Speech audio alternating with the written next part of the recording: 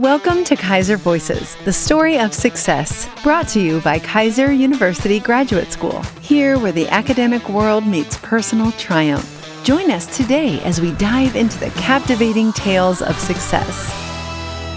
Welcome back to another amazing episode of Keiser Voices, and joining us is the one and only Dr. Dias as we talk about resistance training and the right use of sports supplement. But Dr. Dias, you're not having this conversation alone. Can you introduce us to your guest today?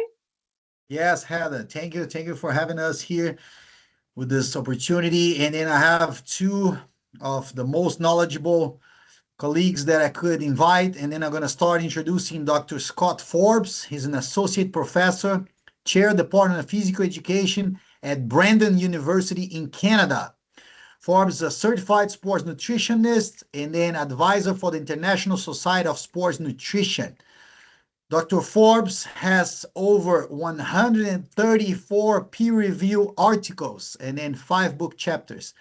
He's very knowledgeable. He participated with us in previous recordings with Keiser. The students love him. So it's a pleasure to have you here, my friend. And then last but not least, Dr. Paulo Marchetti. He's a full professor of California State University, supervisor and researcher for the master's program in strength training and biomechanics that we're going to talk today.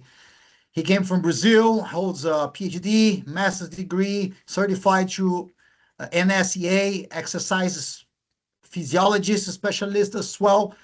Has, look at now, 150 peer-reviewed articles, 16 published books, and then 11 published books and 16 book chapters. So it's a pleasure. He just gave me the last edition of his book. I started reading and talked to my students. It's a pleasure. When I started my career, he was already giving lectures in Brazil. So it's a pleasure to be able to have them here and collaborate and then just learn. You know, and before I ask my first question, it's amazing, Dr. Dias, these guest speakers you brought with us with Dr. Forbes and Dr. Marchetti, because we're talking about opposite ends of the world almost here, you know, with Dr. Marchetti originally coming from Brazil and Dr. Forbes with us here in Canada. I mean, we're talking like global conversations as we are really taking a look at our sports and exercise science. So thank you, gentlemen, for joining us. I want to start talking a little bit before we get into the resistance training, kind of about the build up to that, right? And that comes through what we're eating, the protein, muscle, calories, all of that, because that really plays into the conversation. Dr. Forbes, how much protein, I don't know if there's a right or wrong answer to this, but how much protein is needed or necessary to support or enhance your resistance training?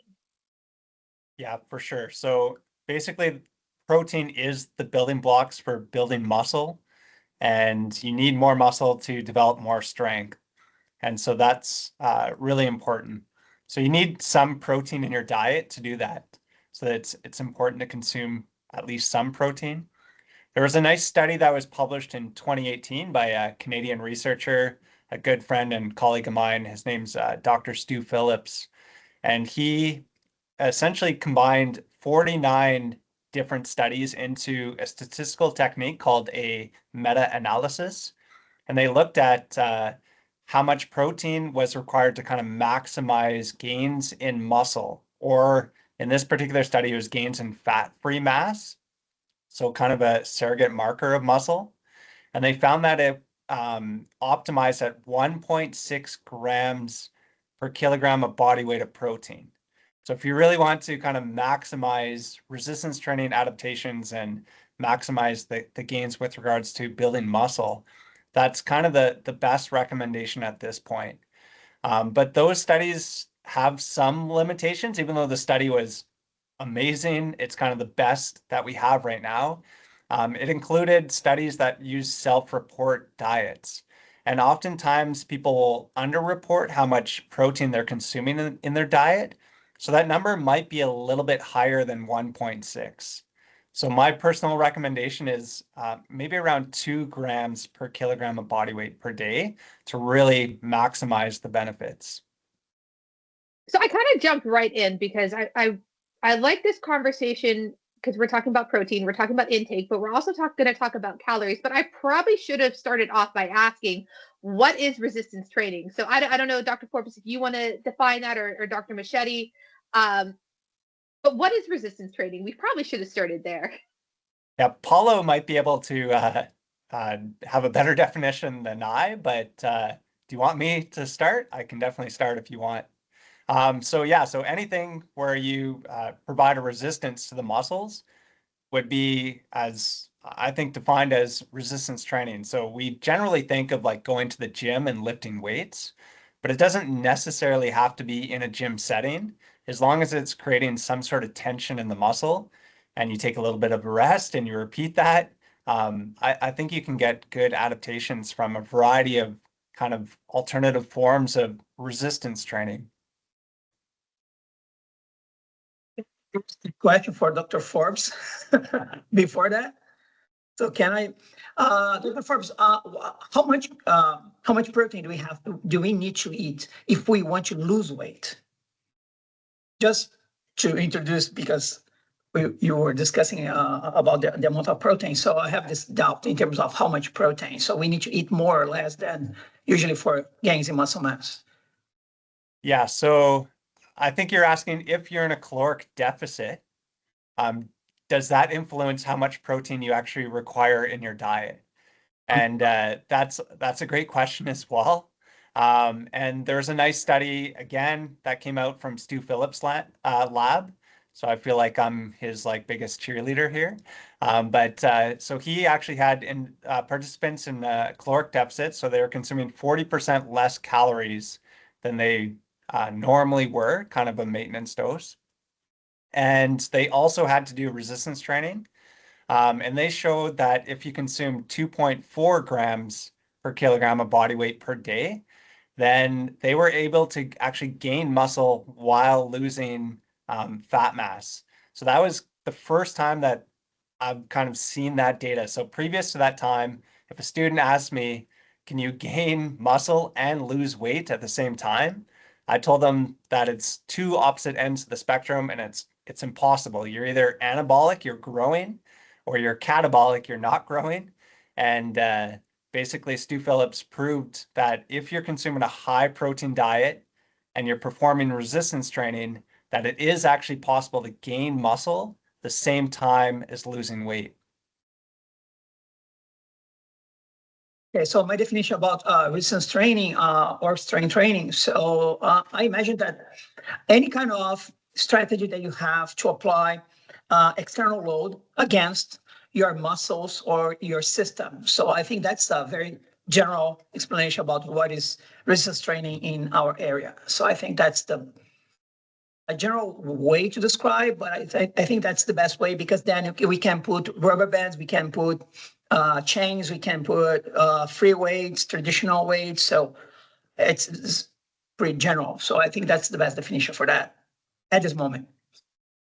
So if you don't mind, Dr. Marchetti, let me ask then in follow-up. So what is the relationship between training load and then muscular adaptations? The idea. So when we design any program for resistance training, so we need to think about two main things. I call entities, different entities. So one of them is the exercise, right? So when we talk about the exercise, we are talking about muscle, prime movers, we are talking about stabilizers, we are talking about the technique itself. So, and most of the time people ask me, oh, Professor, what is the best exercise to grow muscles? What is the best exercise for my chest? What is the best exercise? And in fact, we don't have the best exercise. We have the best program, right? So, and we need to understand that we have a program that is the acute response. So maybe, for example, today, so all your routine for today. But in terms of hypertrophy, for example, there is a chronic adaptation. We need to apply this session several times, right? So coming back to this acute response, so when we talk about the exercise, we are only talking about prime movers. We are only talking about the technique, right? So the stabilizers and this part of our program. But we are not discussing adaptations. We are not discussing, so there is no good or bad exercise for if you want to grow muscles. So in fact, when you combine the exercise with now what we call acute variables, so sets, reps, rest intervals, velocity, all these variables, when we put both exercise and all acute variables together, now we have our program. So if you want to talk about hypertrophy, for example, there's a chronic adaptation, we need to pay attention to the exercise because we want to activate the right muscles. But we need to pay attention to how many sets, how many reps, if you're reaching failure or close to failure. So if the rest interval, the velocity, so we need to combine these variables. That's the main difference between what is load, right? What people say load, we call acute variables, but it's pretty much the same idea, and the exercise. So it's important to understand the difference because again, so when people talk about the exercise, they think, okay, so if I do bench press, this exercise will grow my muscle. But let me give you just one example. Let's imagine you're doing bench press, 3 sets of 5 reps max, 3 sets of 10 reps max, or 3 sets of 25 reps max. You're doing the same exercise all the time, but the chronic adaptation will be different, right? So what is the point? The point is not the exercise the main factor to grow your muscle. So the exercise is just to activate the right muscles. But the demand, so the acute demand and of course the chronic adaptation is based on the acute variables. So that's the main difference between exercise and load. And this is very important for us to understand because if we don't know what is happening, right? So how many sets I have to apply? So how many reps? And we just pay attention to the exercise. This is not enough to get good results.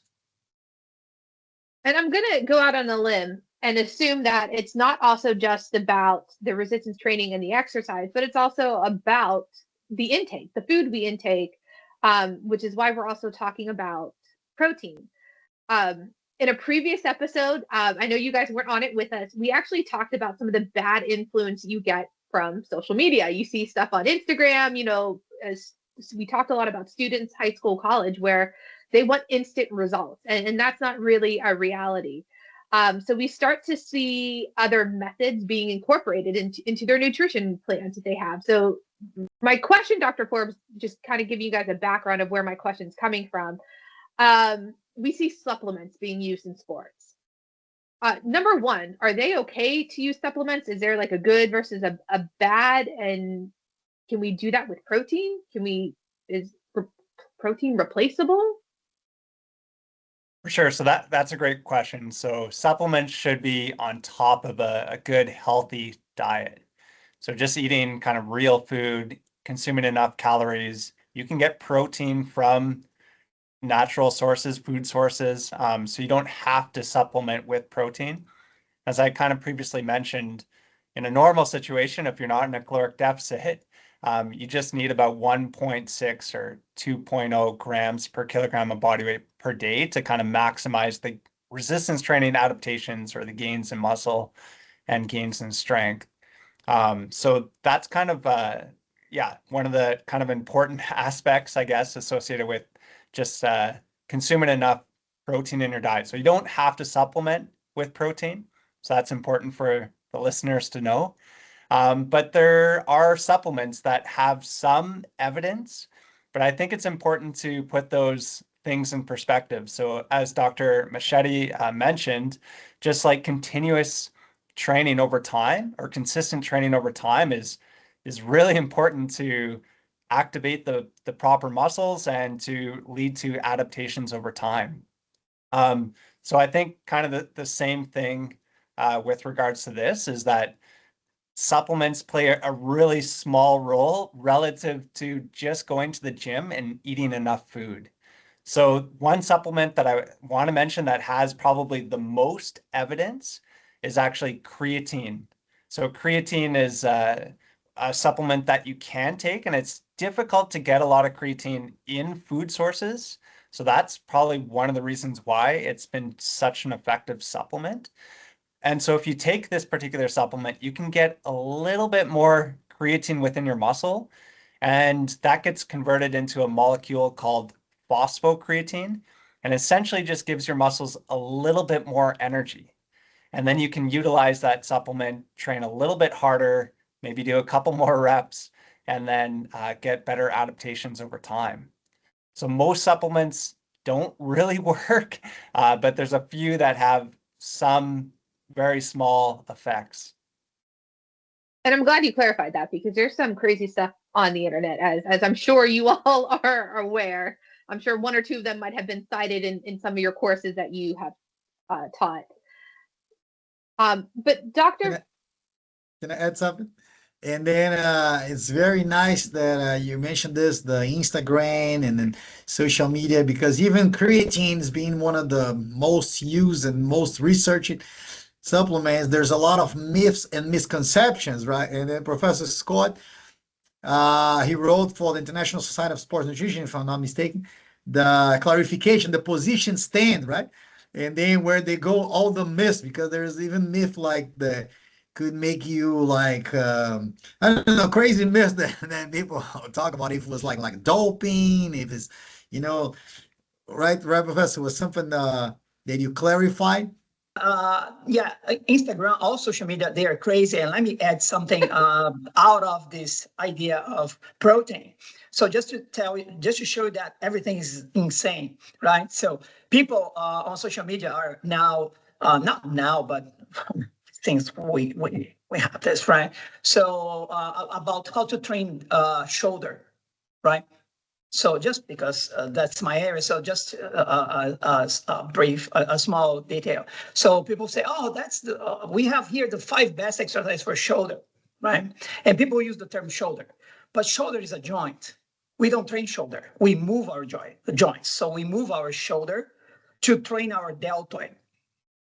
And people use the term shoulder all the time. And that's the wrong term when you're trying to train a muscle, because we don't have a muscle called shoulder. We have a muscle called deltoid, right? It's like when you go to the gym and you ask me, oh, what do you want to do today? And I'll say, okay, I just want to train my knee today. I just want to train my knee. So that doesn't make any sense, right? So shoulder is the same idea, right? So crazy stuff from social media, right? It's not only with nutrition, so it's everywhere, in fact. Mm-hmm. No, that's a great point. And I know, Dr. Forbes, you were going to speak to that a little bit more too. Yeah, for sure. So in 2021, we published common questions and misconceptions about creatine. And most of my journal articles that I publish are maybe viewed like 50 or 60 times, and I get very excited about that. This particular article that on creatine was viewed over 350,000 times.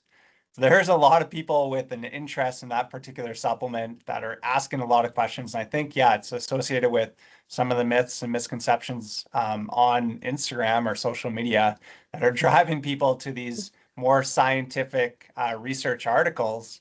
And yeah, that was one that we wrote, and we actually just got part 2 accepted. So we've debunked 16 more myths with regards to creatine supplementation. So you're going to have to watch for that soon. That's nice. That's nice. Make sure you send it to us when it's done. Okay. Absolutely. Yeah. So this is one that I still teach nutrition here in the program. And then I refer to your articles. And then one that I use is that, because my students have the same question. So we refer to the myths and misconceptions about creatine use. Definitely important. Mm-hmm. So then, if you don't mind me asking in follow-up, Dr. Marchetti, since we kind of talked about supplements and some nutritional information like protein, what does like a resistance training program look like, taking all things into consideration? How the programming, right? So yes. Yeah. So as I said, so the first main factor is the exercise selection, right? So we have needs analysis. We need to do this before everything, right? But in terms of the of programming, so the first topic is how to select the right exercise, right? Not good or bad exercise, but the right exercise. What I'm saying with that, So I'm talking about the right prime movers. So I want to train certain muscles. So, and then I have to select the right exercise, right? So for example, when we select the bench press, so when we select bench press, we're not training only pectoralis major. So we are training pectoralis major, anterior deltoid, and triceps brachii. And in most of my studies, so anterior deltoid is more active than pectoralis major during bench press. So, and people say, no, this is just for pecs, just for pecs.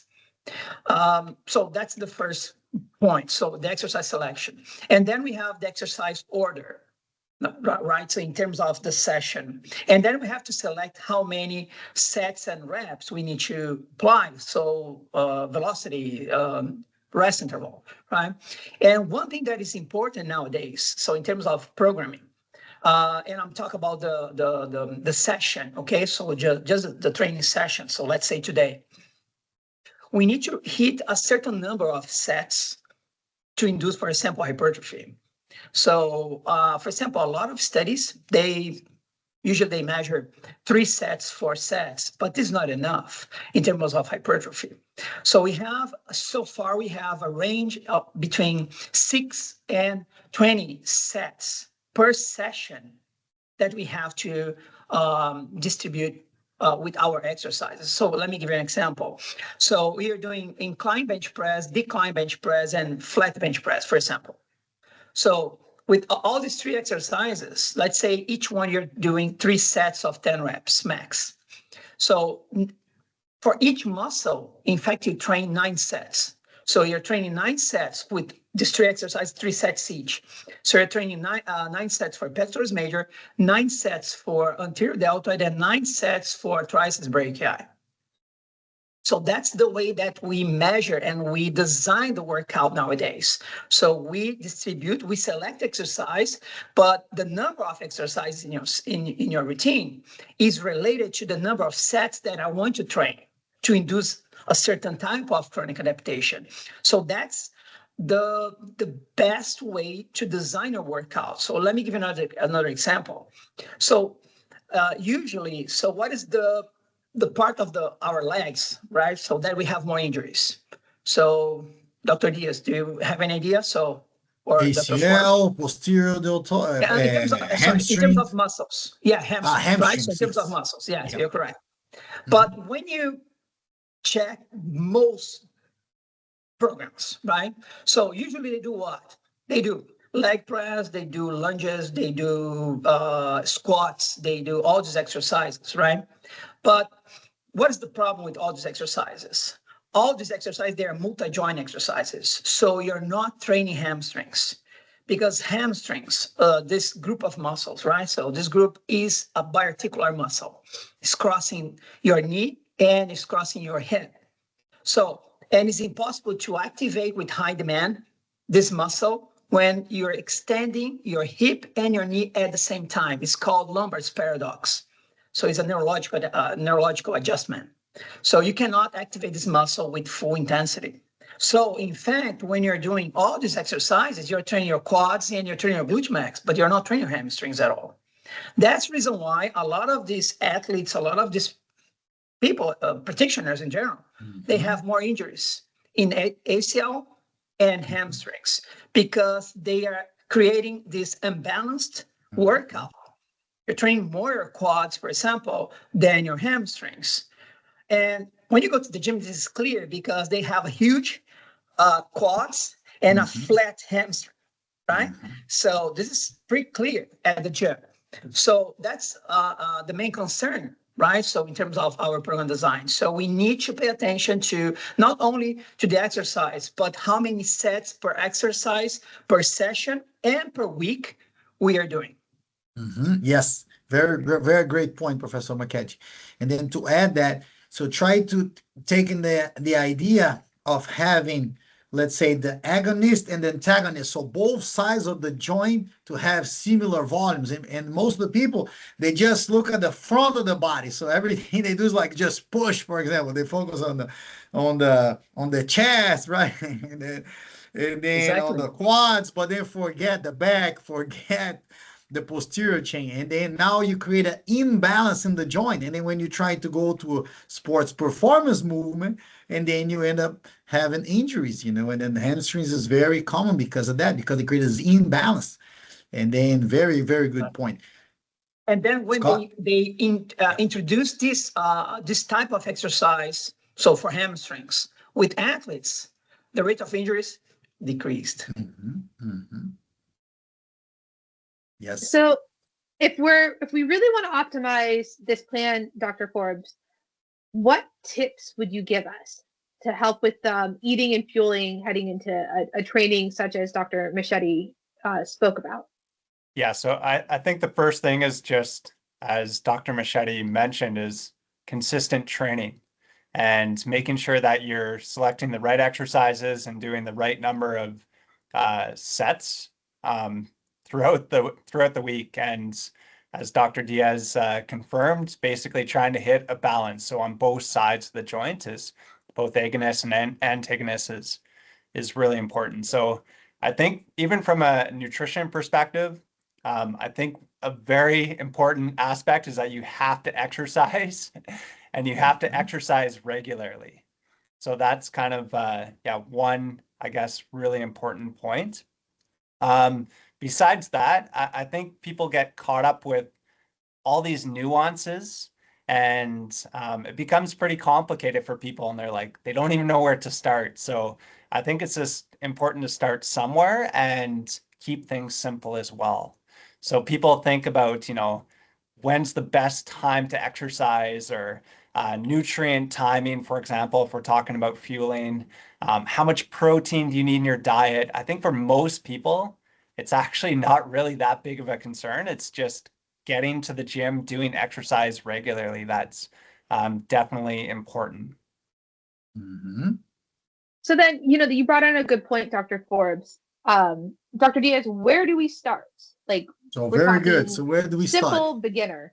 Yes. So to start, like they both said, we need what the approach that we call progressive overload. So we need to see our level. So kind of like Professor Marchetti said, we need a needs analysis. So we do some assessments, basic, to find out what is your capability. So we start with the basic stuff. Let's say a push-up test. So muscular endurance test. How many push-ups you can do? You can do 5 push-ups. Okay. So if I stimulate you to get to do like 5 push-ups every other day or twice a week, eventually 5 push-ups is not going to be a challenge anymore. And then you can do 6 push-ups. Now you can do 7 push-ups, and then you start progressively overloading your body. And then very good starting point would be today, like looking post-pandemic, let's say this, all the equipment's become more accessible. So you have a variety of tools, elastic bands, dumbbells, free weights that you can start having and have in your own house. Because sometimes people say, I don't have time, I don't have a gym membership, but now this became more available, so you can take advantage of that. And then there's a bunch of deals that you can find, we start with the elastic band, there will be something. And then again, we mentioned this in a different podcast where we talk about nutrition. Combining the exercise specialist and a nutritionist, you get the best of both worlds. Okay, so you want to have that, even if it's a one-time consultation. So you pay a professional to do this analysis with you and then assess and then to give you like direction.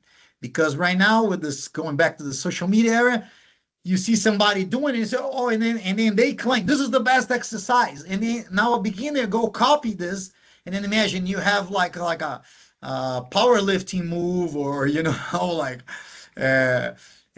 heavy deadlift, and somebody doesn't have the form, doesn't know how to do it, and then go there and hurt the back. Now you have a herniated disc, and then somebody's going to be hurt pretty much for the rest of their life because they tried to copy this power lifter from the internet. So that's the disconnect that we've seen right now. So very important, consult with the specialist. And then from there, in the exercise science field, in the nutrition, if I have both kind of like us here, that we align those characteristics and then create a starting point and then progressively overload. So you got to challenge your body to try to get the next level. And then for that, if you didn't see, but you're going to watch this other podcast that we recorded We're using the velocity-based training. This is something that I've been using for several years. One of our guest speakers using, and a lot of professors, universities, and coaches are starting to use, becomes more accessible now for a normal person to have, and then give some parameters that you can check your progress, but don't need to go advanced. Coach, I don't have those resources. Adding more weight, adding more repetitions, adding more sets, like Professor Marchetti said. So you need to stimulate your body. And then again, later we can talk in a different podcast about periodization. That's one of my favorite talks, right, Professor? Then we go there, but this is more advanced. So, I mean, you're kind of touching on advanced. What would be challenges that we would see of like maybe like a coach at a professional level trying to emphasize the importance of resistance training and even proper use of supplements? What kind of issues do we see at a pro level? Yeah, I can Scott, can go. I can hop in there. Yeah. So at the pro level, I believe you're really trying to optimize everything. So that's where, getting experts involved is really, really important. So for most people, measuring how much protein they get in their diet is probably not, a major concern. But if you're trying to optimize performance, then knowing exactly how much protein you get in your diet could be important. And also, for example, creatine supplementation could also benefit elite athletes and just give their muscles a little bit more energy. And that could be the difference between winning or losing.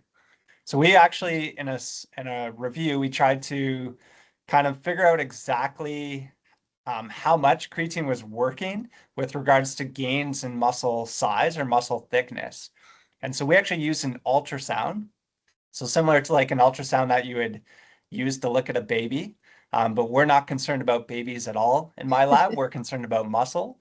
And so we'd put it on like your elbow flexors, your biceps, and we can look from the bone to the subcutaneous adipose tissue, or basically your skin, and we can figure out how thick your muscles are. And then we put you on a training program, hopefully achieving the optimal amount of sets and reps for several weeks, and half of them get creatine, half of them get placebo. And what we found was that creatine did work. You did get bigger or thicker muscles when you took that particular supplement, but it only increased muscle size by 1 millimeter.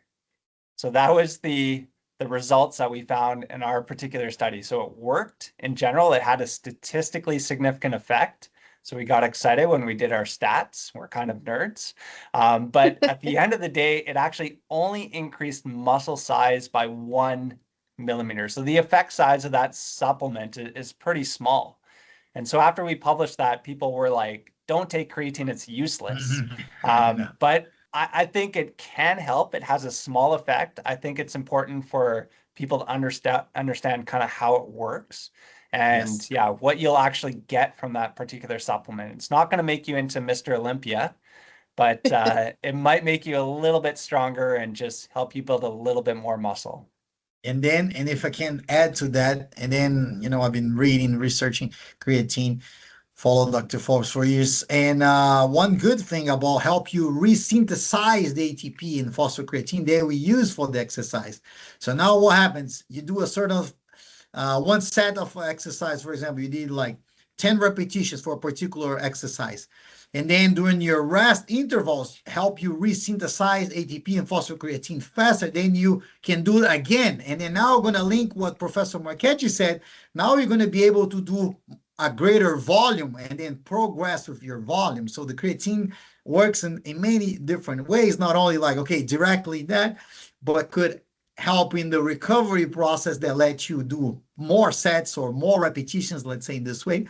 And then if you're playing again with a great professor or coach with you, and then you go towards that progressive overload, increasing the volume, and then getting the chronic effect that you want. So, and then I'm going to ask you more about the other benefits for youth and the mind about creatine, because this is also something important. Okay, Professor Scott? Marchetti, if you want to add anything. If you've been using equal intensity as well, because I've been using muscle thickness and equal intensity. Equal intensity is more to see the amount of fluid inside of the muscle before and after, right? So, and they say some people use as the quality of the muscle. So, have you been using equal intensity with muscle thickness or just muscle thickness? Very good, very good. And then, so Professor Scott, talk about the other benefits now of creatine. For sure. So sorry, Dr. Dias. Yeah. So, Dr. Forbes, was a question. So, have you been using this or equal intensity or not? No, we have not. So we got to talk after this podcast and maybe collaborate, and I can learn that particular technique. But yeah, we've just been looking at muscle thickness. Muscle thickness. Okay. Yeah. Mm-hmm. Great. And then, yeah, I could talk about some of the other benefits of creatine. So creatine, you look on social media and it seems like it's this magical white powder that you can buy. And there is some evidence that it can influence other tissues in the body. And one that you mentioned was the brain. So our brain could actually synthesize its own creatine, and it seems to be less responsive to how much creatine we get in our diet. So there's a little bit of difference between kind of what happens in the muscle and what happens in the brain.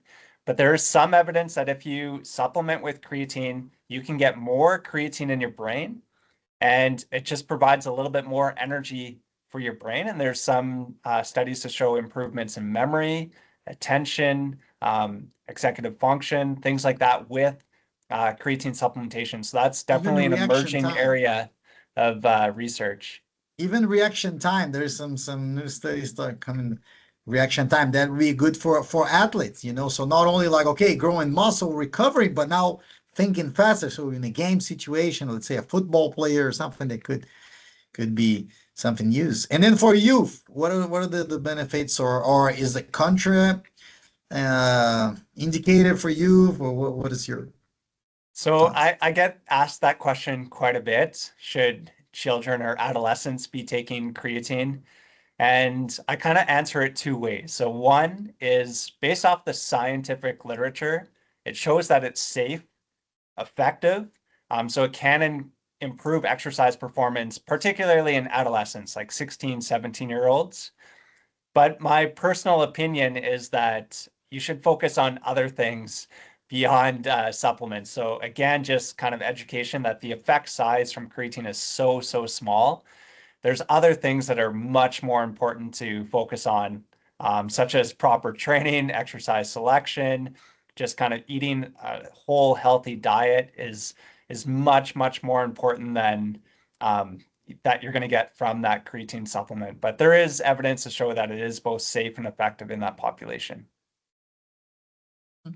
Professor Marchetti, do you want to add anything?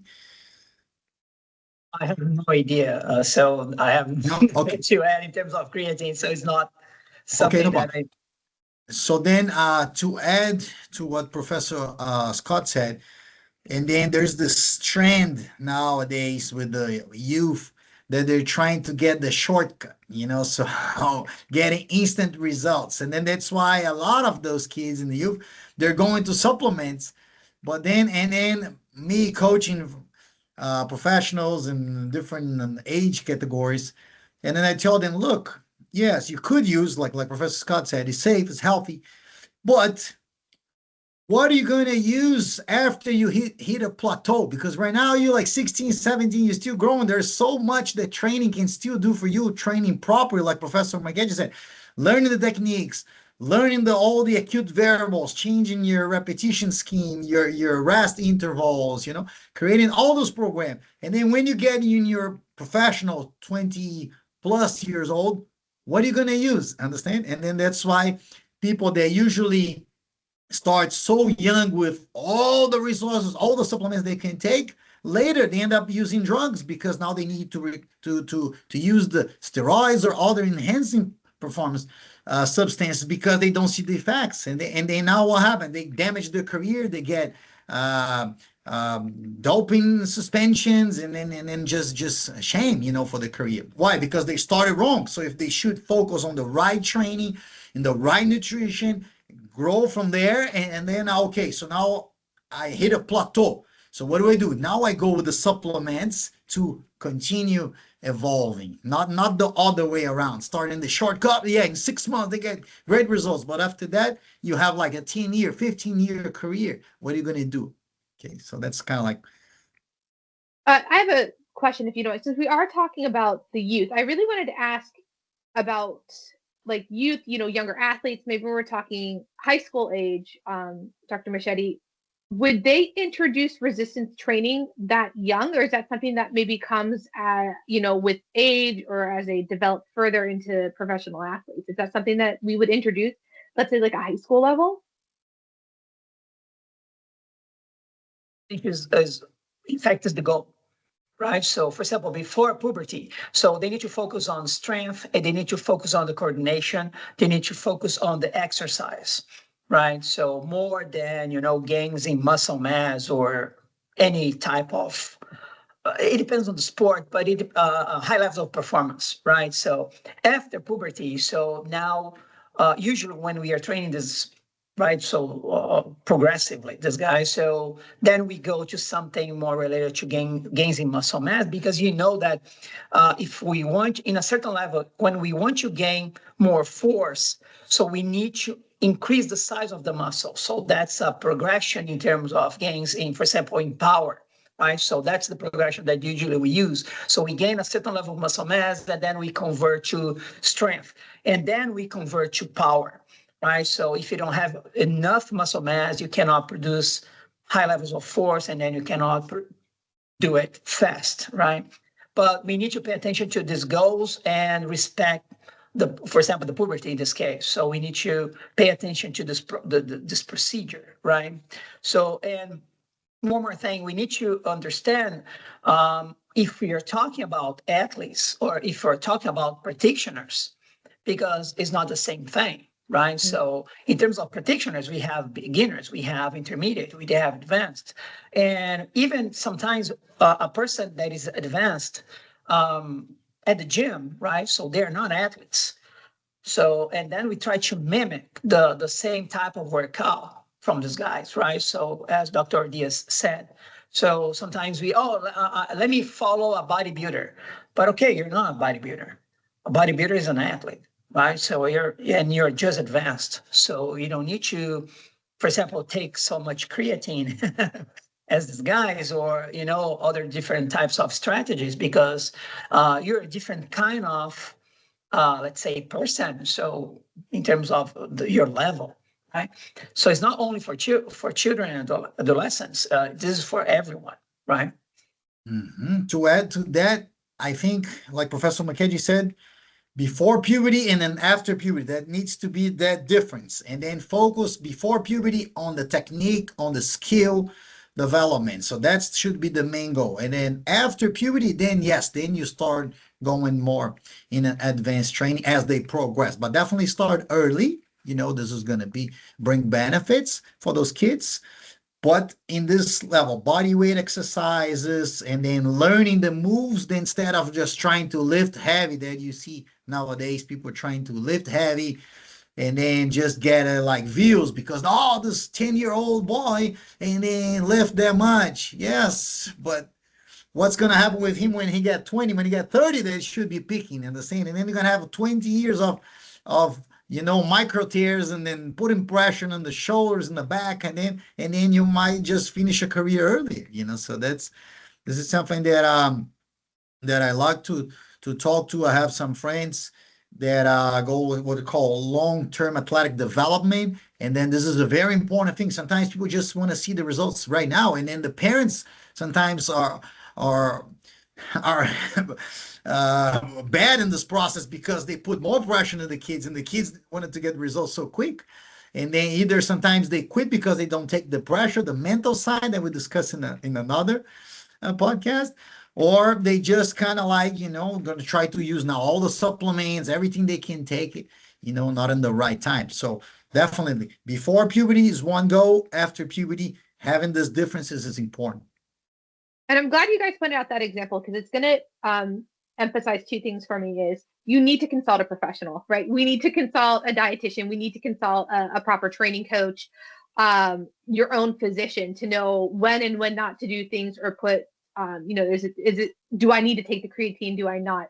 Which is something that we actually prepare a lot of our students for when they're leaving the institution, much like you guys all have students as well doing research and training and sitting for certifications and qualifying to be coaches or nutritionists.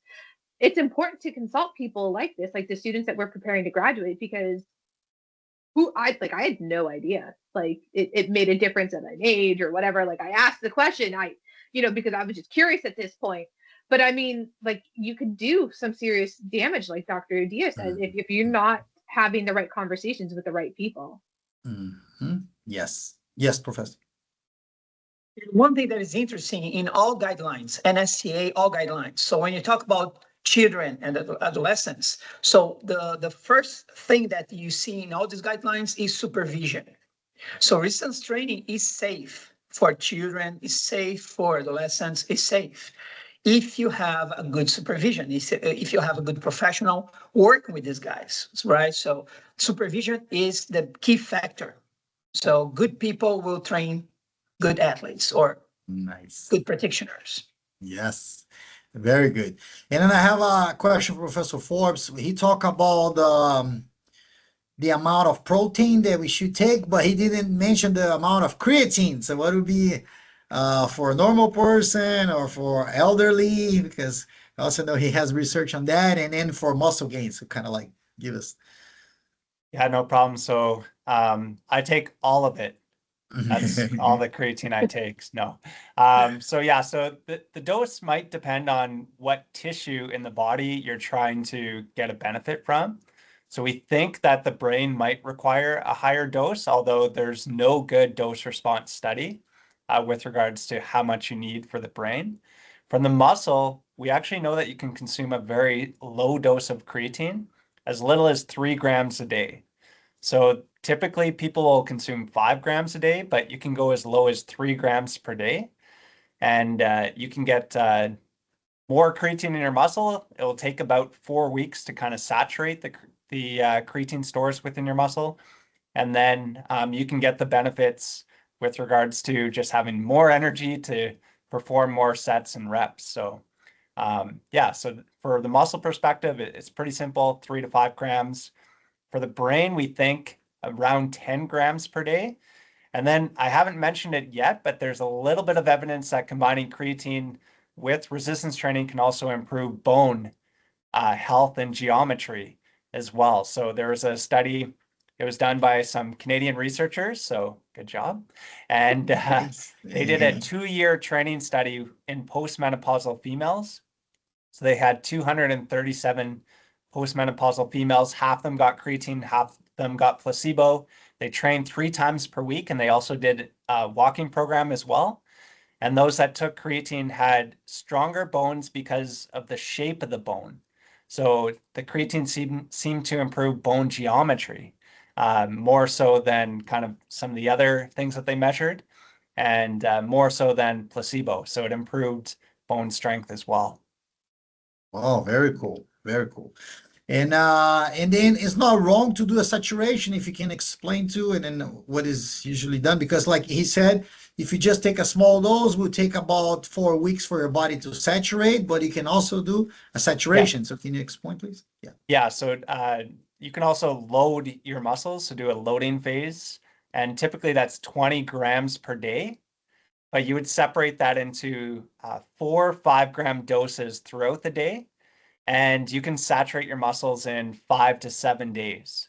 So if somebody wants the benefits of creatine very quickly, that's one strategy. But for 99.9% of the population, just consuming the lower dose of creatine is going to save you a little bit of money, because you're going to be using less of that supplement, and you're going to get the benefits over time. So it's not going to make any difference between doing that loading phase or not.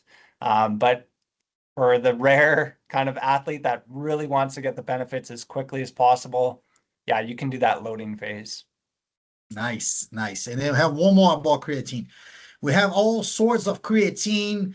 Um, um, they have this. I don't even know the terms. I know the monohydrate is the basic. What's the other one that There's they creatine HCl. yes, creatine Yep. HCl. And then sometimes they try to combine creatine with something else. But then I know, and then we spoke about this before. Can you elaborate? So what is the best for us? If you need to For pick sure. So one. yeah, there's about 20 different alternative forms of creatine. There's buffered Yes, creatine, buffer. there's Yes. creatine HCl. There's creatine nitrate. There's all these different forms, but at the end of the day, creatine monohydrate appears to be the best, and that's based off the scientific evidence. So if you look at all the evidence out there, creatine monohydrate is the most studied. So we have a lot of data on it. We know it's effective, and there's no other alternative form of creatine that's been shown to be superior to creatine monohydrate. And then the best part is that it's actually the cheapest. So again, I'm kind of a cheap guy. I like to save a lot of money. And so that's kind of my recommendation is stick to creatine monohydrate because See, so it's, this is important. Yes. yeah. Because see, like there's like variety of type of creatine, and then sometimes those sports supplement companies, they trying just to sell, and then, oh, this is the new sensation, this is the new type. But what's the most used? Creatine monohydrate. What's the most research? Monohydrate. What's the best cost benefit from your money? So what do you get from your money? So then why are you gonna spend more money and then getting something that gets the same results or even less? Because it depends on the dose sometimes.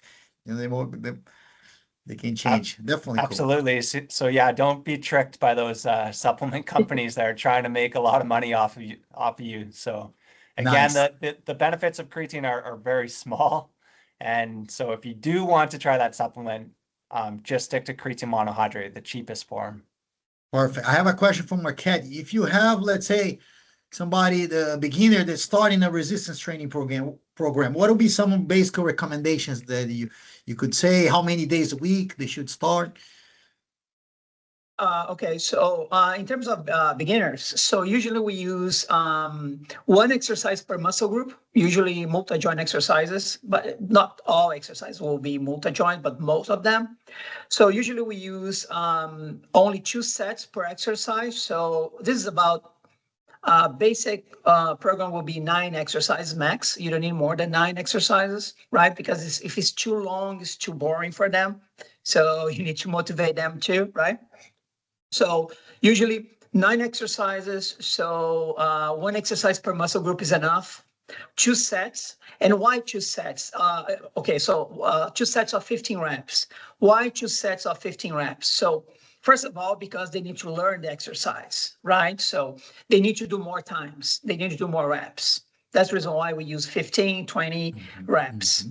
And why 2 sets, not only 1 set? Because in terms of motor control, you need to give them feedback. So let's say if I finish my first set and I'm doing wrong, right? So, and then after the set, I'll let you know, okay, so you're doing wrong, right? So you need to fix this, and this. So you need another set to try to fix the problem. That's the reason why 2 sets is the minimum, not 1 set. So because we need to give them feedback. So this is coming from motor control, right? So that's the reason why we use 2 sets. 15 reps because they need to do more reps to learn, and 2 sets because they need this feedback in the middle of these 2 sets to try to go there again and fix maybe the problem or the technique, right? Yes. So usually we use a whole body routine, so all muscles in the same day. And usually, because they need to rest too, so we put them to train 3 times a week. So for example, Monday, Wednesday, Friday, or Tuesday, Thursday, and Saturday, something like that. So they need 72 hours to rest. And people say, oh, they don't need to rest because it's just 1 exercise, 2 sets. But for them, this is a lot.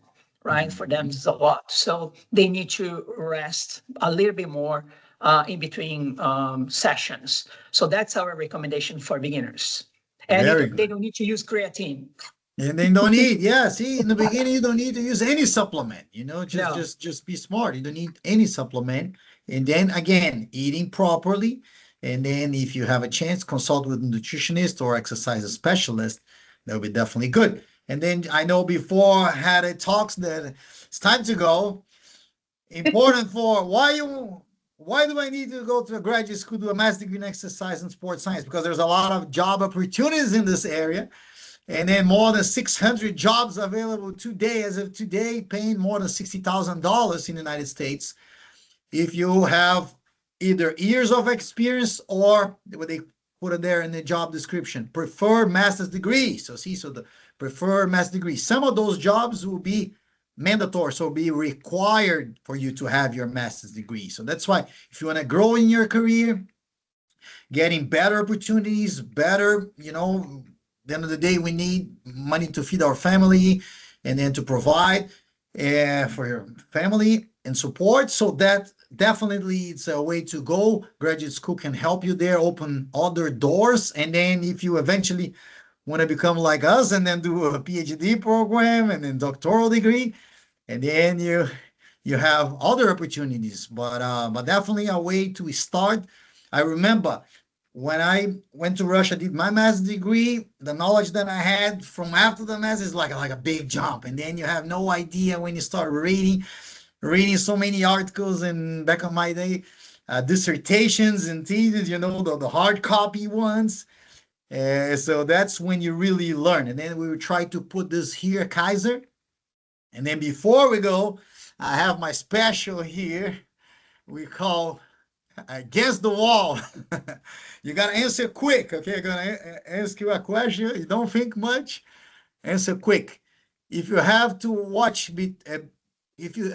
choose between watching a game and going to a movie, what do you choose, Professor Marchetti? The movie. A movie, okay. Professor Scott? Movie. I'm going to watch the game. Watch the game. All right. We have a balance. Very good. Wait, is it a hockey game or? Depends. So I have another one for Professor Marchetti. What's your favorite sport? Brazilian champion in 1996 in Taekwondo. Taekwondo. Fight. Oh, nice. Professor Scott, what was your favorite sport? This one's pretty easy. As a Canadian, it has to be hockey. That's just what we do 24/7. Has to be hockey. Nice. Very good. What do you prefer, Professor Marchetti? Aerobic exercise or resistance training? It's difficult. Resistance training for sure. Yeah, but usually I need to do both. Professor Forbes? Yeah, resistance training as well, even though I have very small muscles and I'm pretty weak. But I definitely enjoy going to the gym, lifting weights. Nice. Very good. Very good. And then last one. What is your favorite sports supplement? Or you can pick, but if you need to pick creatine or protein, Professor Marchetti? Protein. Protein. Very good. And Professor Scott? I completely disagree with Dr. Marchetti over there. Protein to me is not a required supplement. You can get enough protein in your diet. So if you really want to understand that the king of supplements, it's creatine. That's pretty obvious. Very good. And then that's why I allowed this question for the end, because if you don't know his nickname, aka Dr. Creatine. So if you're watching, you can go online. Professor Scott Forbes is also known as Dr. Creatine. Very good. And then last but not least, give like a motivational talk here or anything that's listening to us or starting this graduate school, Professor Marchetti, to inspire the careers. I think one thing that is important to understand is knowledge is power. Knowledge is power. So more knowledge, it's you have more power. So you have better jobs. So you have better opportunities, right? So and when we apply, for example, for a master's degree, we don't know our future, right? So maybe you're gonna go to a sports team or something like that and train people. Sometimes during your life, and life is tough, right? So sometimes you you want to do later your doctor degree and teach, right? So as we do, right? So so I think the key sentence for me, the key statement is knowledge is power. Very so try good. to Nice. Professor Forbes? Yeah, I think understanding research is very, very important. So knowing where information comes from and understanding that all research has strengths, but also limitations as well, and that nothing is kind of absolute. So we need to kind of answer questions with research and understand the research to come up with that knowledge. And I think that's really important, and it's exciting when you conduct the research. So when I conduct a study and do the analysis, I'm literally the only person in the world at that point that knows the answer to that particular question. And I think that's a pretty exciting kind of moment in time for me. And I think other people should experience that as well. Very nice, very nice. And then actually, I had this question for you earlier because a lot of people nowadays, they just read the abstract and then they start talking, and then you're like, wait a minute, did you read the whole article? No, so let's find out, because now with the methodology, this is part of what we do in the graduate school, because people sometimes they have access to the free abstract and then they just read it and talk and then they take out of the context. And it's like, wait a minute, this is not what Professor Scott said. Let's go over in the methodology and read, look, they use for this population, that use, and etc. So that's definitely what we do here at the graduate school to try to get deeper into that. Professor Marchetti, yes? Yeah, I just want to say that sometimes I see people explaining my articles on social media, and I didn't say that at all. So they're explaining something that is not my article. So it's because they don't read the article. They read the abstract and then they try to take out of the context and then use for a different population. And it's like, wait a minute, this is not what I did this article for. Yeah. Very cool. Thank you, guys. Amazing podcast. Heather, you're the best. Thank you for having patience with me. Professor Scott and Marchetti, very nice. Adriana, you can stop. Yeah, thank you, gentlemen, for joining us. And if you guys have enjoyed this conversation, please be sure to like, share, subscribe, and follow on social media. And check out both of these gentlemen, Dr. Marchetti and Dr. Forbes. You can find them also as well on LinkedIn and social media. They both publish. They both have a lot of research behind them. And you guys can continue the conversation by reading the full article and not the abstract. So thank you, gentlemen, for joining us. And we have one more episode this month as we finish exploring our sports and exercise science program with Dr. Dias. And he will be back one last time with a couple of guests, and he will be the host on that episode. So don't miss out as we keep talking about sports and exercise science. Have a great day. We hope to catch you next time. Thank you, guys. Thank you for journeying with us today on Keiser Voices, the story of success. As we close this chapter, remember, every story has its next page.